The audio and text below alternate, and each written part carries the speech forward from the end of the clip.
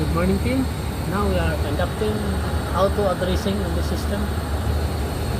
Because we replace inverter board in the slave unit. We only use this one, master, because the slave unit have damaged inverter board.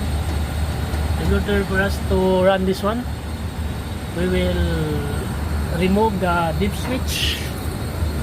We have a dip switch here, number 6 dip switch. We will remove the dip switch.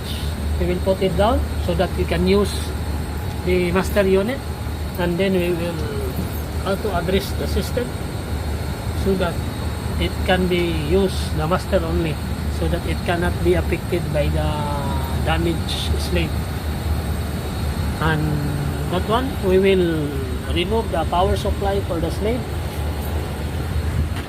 This power supply, we will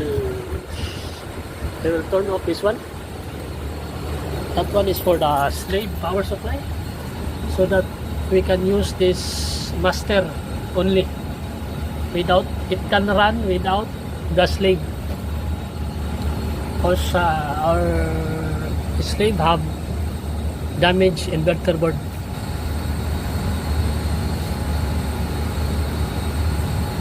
And now we are conducting